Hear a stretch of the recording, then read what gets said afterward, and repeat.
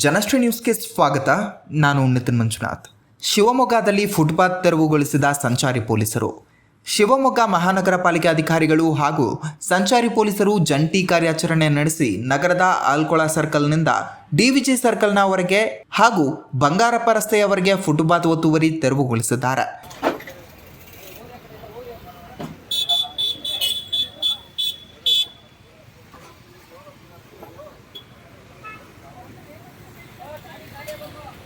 ಪಾದಚಾರಿಗಳು ಮತ್ತು ವಾಹನಗಳ ಸುಗಮ ಸಂಚಾರಕ್ಕೆ ಅಡ್ಡಿಯಾಗುತ್ತಿದ್ದ ರಸ್ತೆ ಬದಿಯ ತಿಂಡಿ ಗಾಡಿಗಳು ಹಾಗೂ ಹಣ್ಣಿನ ಅಂಗಡಿಗಳನ್ನು ತೆರವುಗೊಳಿಸಿ ಸಂಚಾರಕ್ಕೆ ಅವಕಾಶ ಕಲ್ಪಿಸಲಾಗಿದೆ.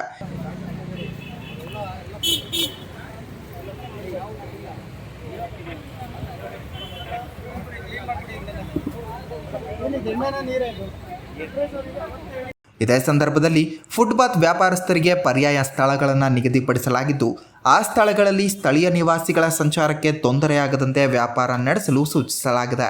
ಸಂಚಾರಿ ಪೊಲೀಸ್ ವೃತ್ತ ನಿರೀಕ್ಷಕ ದೇವರಾಜ್ ಹಾಗೂ ಅಧಿಕಾರಿಗಳು ಮತ್ತು ಸಿಬ್ಬಂದಿಗಳ ಸಹಾಯದೊಂದಿಗೆ ನಡೆಸಿದ ಈ ಕಾರ್ಯಾಚರಣೆ ಯಶಸ್ವಿಯಾಗಿದೆ.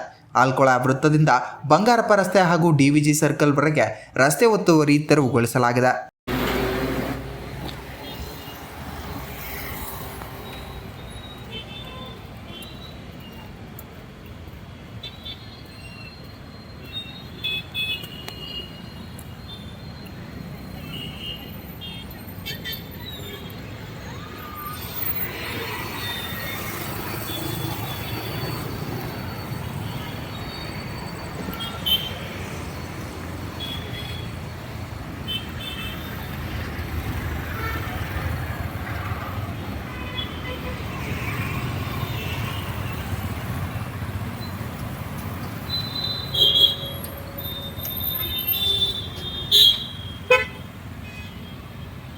ಇದೇ ರೀತಿಯ ನಿರಂತರ ಅಪ್ಡೇಟ್ಗಳಿಗಾಗಿ ನೋಡ್ತಾ ಇರಿ ಜನಶ್ರೀ ನ್ಯೂಸ್.